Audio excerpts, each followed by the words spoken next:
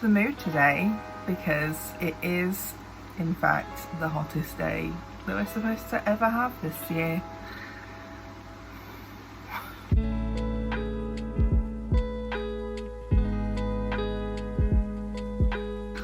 Hi pals, it is me, Artie.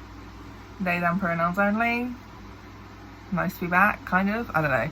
I've been wanting to talk about steroids again for a while now because my last video I made 2 years ago is my guess. Might have been last year. Not sure because obviously back then we weren't really sure how long I was going to be on the steroids. And things have changed and varied in what the symptoms are like, at what dose, etc, etc. So I wanted to talk a bit more about steroids with you and some of the long-term side effects that you have to be kind of wary or aware of. Hopefully I do not pass away because I only have one fan on over in that direction at full blast.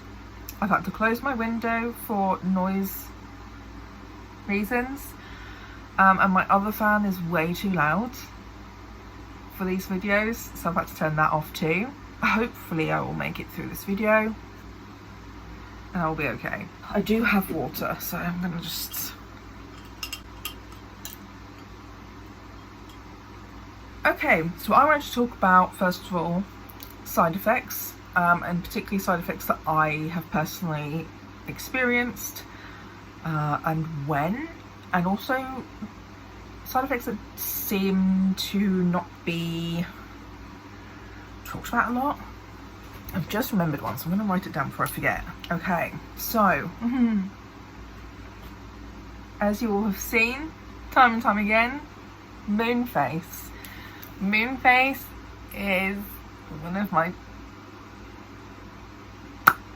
biggest arch nemesis because I can kind of cope and deal with weight gain, water retention, which are other ones that I have experienced too. Once it starts hitting your face, for me that triggers a lot of body dysmorphia because I'm aware of what my body looks like. It's my face I tend to have a problem with, and I think that's related to being autistic. But yes, moon face, weight gain, water retention, especially anything above like a dose of 5 milligrams, definitely above 10 milligrams, and for sure of anything above that. I ballooned quite a bit this year because I had to put on 40 milligrams, 40, which I haven't been on since maybe 2019, and that was short term, and before I was having issues trying to get off steroids. So yeah, then I had to stick to 20 milligrams, 20 for a while because of my ESR and CRP levels in my bloods were looking kind of,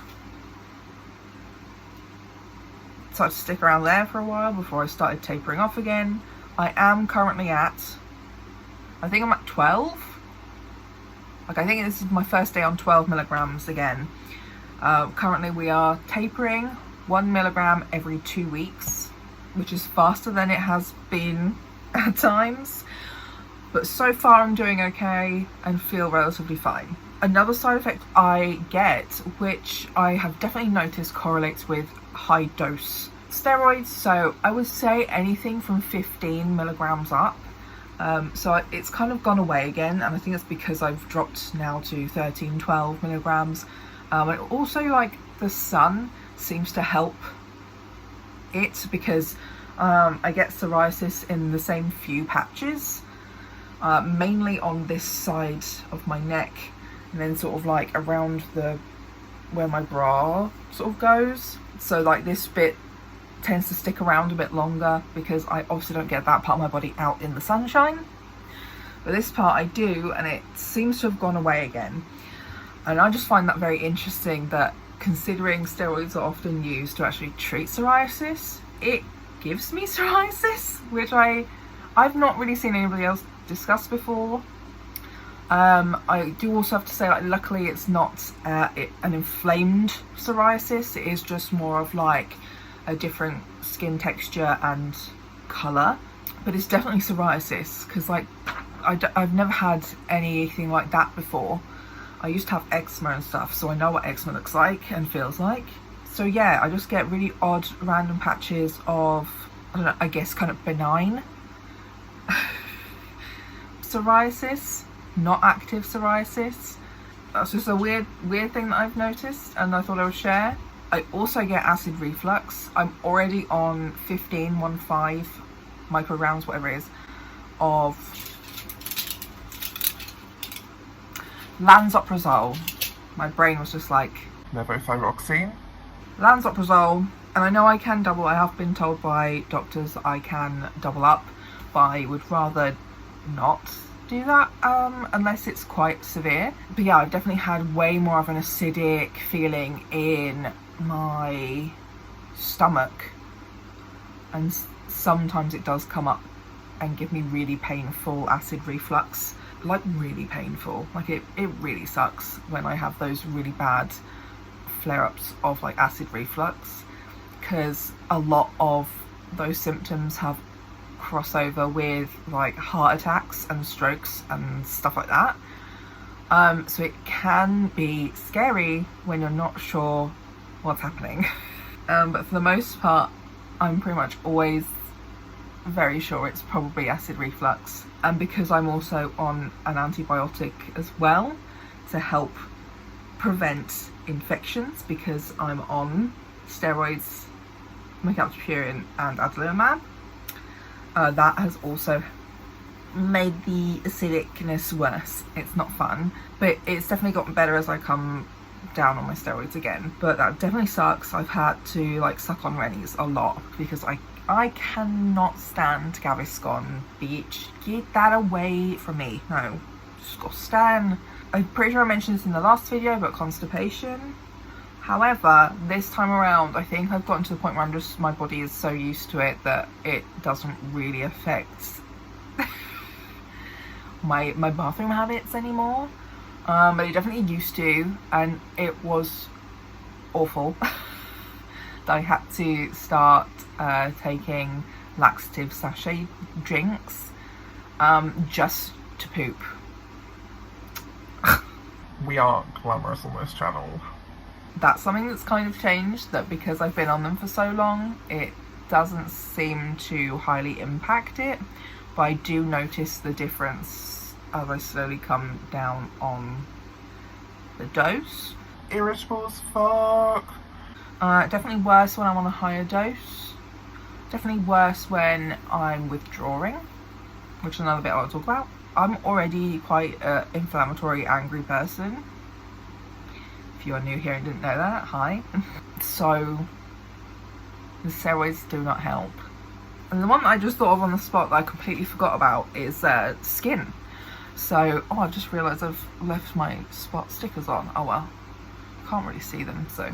But when I was coming off the steroids, and before I went on the steroids actually, I started to have like pretty intense skin problems. I've never had problems like that with my skin. My skin problems, which I have discussed in other videos as well, like when I talk about products I use, my skin problems are dry skin, flaky skin, and very sensitive. So very prone to sort of like an allergy, flushing, red reaction if I use things on my face that it doesn't like.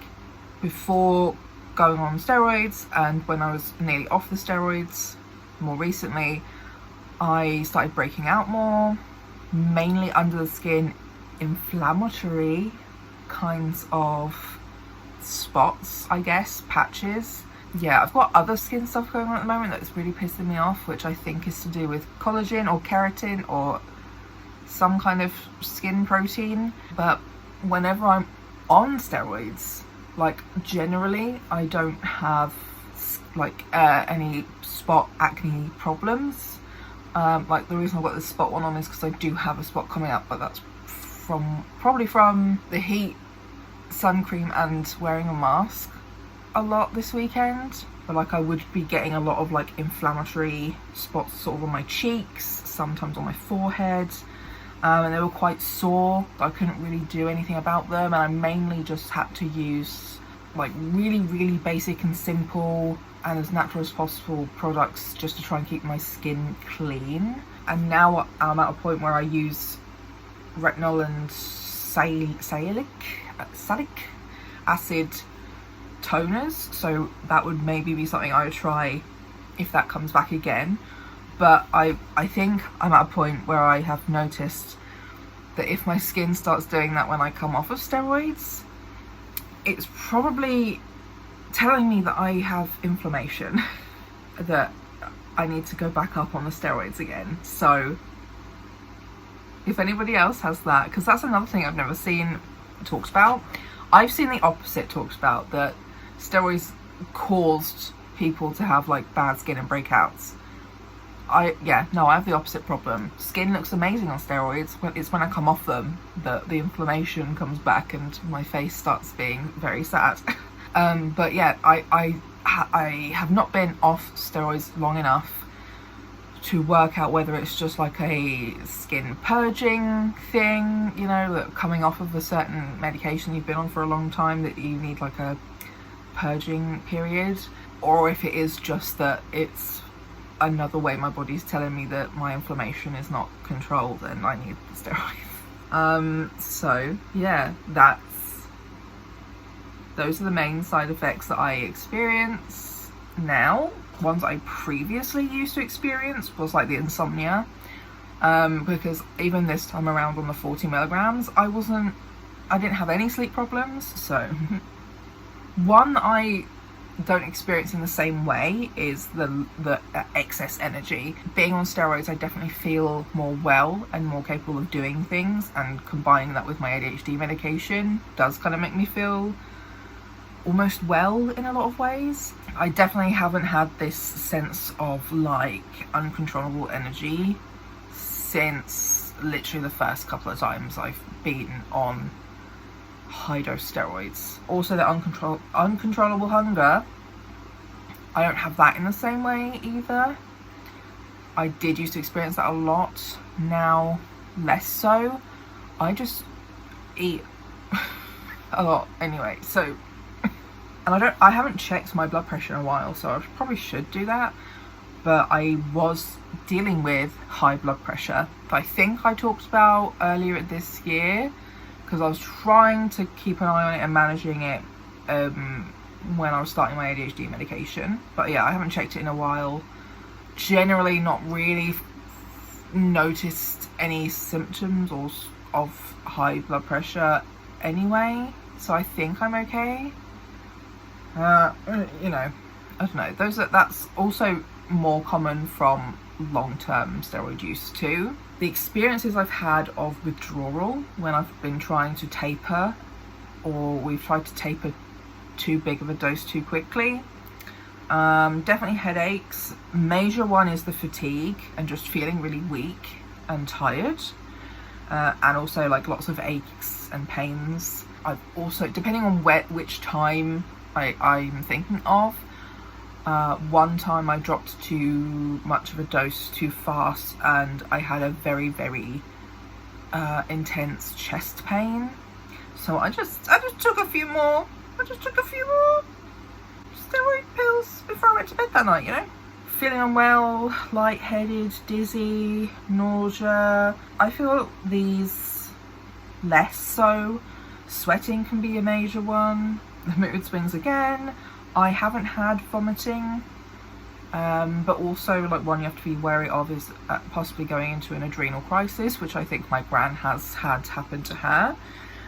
We have both been on steroids long term.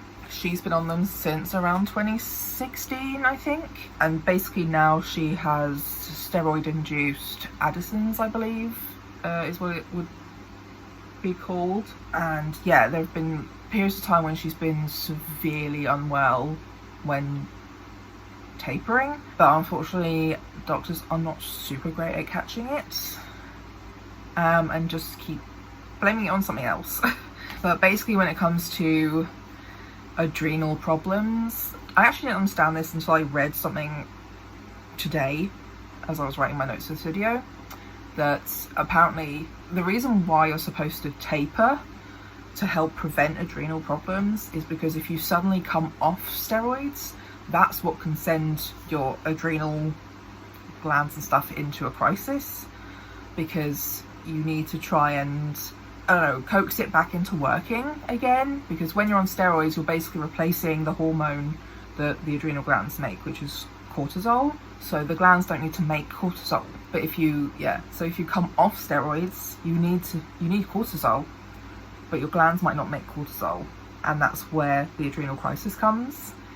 And that's why tapering very slowly is sort of what they try to do to help get the adrenal glands to wake up, I guess, and start making cortisol again, and hopefully avoid adrenal crisis. But sometimes that does not work, and it's more and more likely to be an adrenal issue or Addison's the longer you've been on steroids, because that's then the longer your adrenal glands haven't had to do anything, and then you may not ever come off steroids. So now we're into like the long-term issues. That's one of those. Also diabetes / generally like higher blood sugar. So that's great. My gran also now has steroid-induced diabetes. You have to worry about weakening bones, and that includes your teeth. My gran has lost most of her teeth now. They just sort of snap in half, crumble, fall out of her face. But that's also another common thing of connective tissue disorders, which I also have. So that's fantastic. My biggest fear is just losing my teeth. Like, I have nightmares semi-regularly about it. So I hate this. So that's why generally you are encouraged to take calcium and vitamin D supplements when you are on steroids. And then also, because I have Crohn's, I'm supposed to take even higher doses of calcium. So I've got like really high dose calcium tablets that I don't really take very often, but I also do drink a lot of milk, lactose-free milk. So I don't think I do too badly when it comes to calcium in my diet, because I love dairy products, my dude. But yeah, the combo of calcium and vitamin D tablets is encouraged to help prevent your bones from weakening with age or with time, because that will make you more prone to fractures and breaks and stuff like that too. But also that's why they encourage exercise, because exercise is supposed to be good for keeping your bones strong. That's something about the science I don't quite understand. But when I am on steroids and feeling relatively well, that's when I do try to get in as much like activity as possible. So like at the moment I am feeling quite well in myself physically, with the mixture of steroids and ADHD medication. I feel a lot more capable of doing things, and I have been doing this sort of like daily heart rate raising physical activity every day for the last month or so, but I'm going to probably continue it for a while longer because I feel well enough to do so. But like, I have done vlogs and stuff of me tapering where I look and feel like shit, and I have to be like extra careful with myself and really slow down what I'm doing and just rest a lot more, drink a lot more water, eat foods that I enjoy, both nutritious dense and not so nutritiously dense, because also, I've said it before, but being on a restrictive calorie diet is a stress on the body. So if you are restricting your calories, I do recommend not doing that on tapering days to help give your body more ability to bounce back and take care of itself during those moment. So you don't need to stress your body out anymore, mate. Fucking hell. So yes, other long-term issues are like Cushing's, but like, this is the thing, when you look up steroids and side effects, when they bring up Cushing's, they also just bring up really common side effects of steroids, which is the round face, the moon face, and like where your fat starts to collect, which is also a common one with steroids, is that actually you gain fats around your torso, face, upper arms, and like a lot of people get this hump, which I have, and those are like the main things that they mention with Cushing's. I'm like, okay, can you like give me more, because that just sounds like being on steroids, mate. Try not to get too anxious about a lot of these possibilities, because a lot of them have very overlapping symptoms of just being on steroids that don't necessarily mean long-term damage or problems. But you know, it's one of those things where you do have to be aware and possibly look into it if you are starting to feel new symptoms that aren't related to steroids. So I just bring it up here because I'm just talking more about steroids in general. Then there's eye problems, glaucoma and cataracts. I've also personally found that my eyesight has just generally deteriorated a lot faster in the last couple of years. I've basically needed a new prescription pretty badly every year the last couple of years, which sucks because that's really expensive to get the tests done, and then to get new lenses for me is often like £300+ a year. So fuck off. So that's one thing that I've not heard anybody talk about, so I don't know if that specifically might have its links with steroids or not, but you do have to let your opticians know so they can keep an eye on any possible changes they see from appointment to appointment, and also because glaucoma and cataracts, those are both very difficult to say for me, are common side effects long term of steroids. My gran has had 2 cataract surgeries now, but also that could just be due to age, because my granddad, who has not been on steroids, also has a cataract. So you never know. I feel like there's always just so much missing information with a lot of these things, because a lot of studies focus on one particular type of person and don't tend to focus on complex cases of people on possibly multiple medications or with multiple conditions, or in, I don't know, they just don't look at everything. So I feel like there's probably a lot of information we're still missing. You also have to be aware of low potassium levels. I do take potassium, but I've had to stop for a while because of the antibiotics I'm on that could cause too much potassium, especially if I take potassium. So I will take one occasionally at the moment, but also I eat bananas and whatever. But yeah, be aware of low potassium, pancreas related problems too, and swelling, or I think it could be called, like, is it lymphedema or lipo something. It will be up here. Yeah, luckily I've not experienced swelling. Also, this is a new thing that I've seen. I don't like licorice, so I've never looked this up specifically, but I did find it today. And apparently you shouldn't eat licorice when you're on steroids because it can increase the amount of medication that's in your body. I've never seen this before. So this is why I like making these videos, is that I'm often learning something new. I've never seen that before, and I'm gonna have to tell my gran, because she does eat licorice. Yeah, I would like to know why licorice increases the amount of medication in your body, but there we go. I learned something new today. I'm very warm, and would like to lay in the fridge. I have one last thing to say. That when you are on steroids, you should have some kind of like steroids treatment card with you. So this is what I keep in my wallet. I did get sent another one the first time I ordered my steroids from a new provider, but yeah, I don't keep it updated because I change my dose so much. But at least if I pass away or pass out or something and they're looking for my ID and stuff, this will be one of the first things they see in my wallet. I put it in this middle section. It does go in here like just about.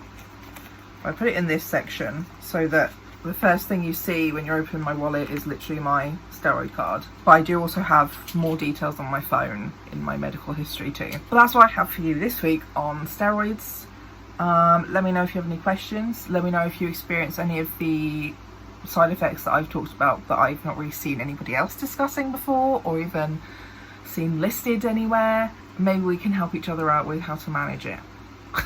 I'm gonna go put my feet in some water now because my feet are very warm and it's very uncomfortable. Don't forget to like the video, leave your comments down below, helps the algo, subscribe to my channel if you want to see more of me.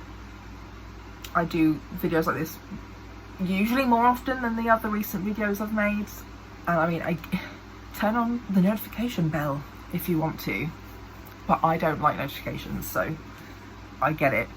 And I'll see you next week when hopefully it is not this fucking roasting. Why have I put on an accent for that? I have no idea. But I'll see you next week. Bye.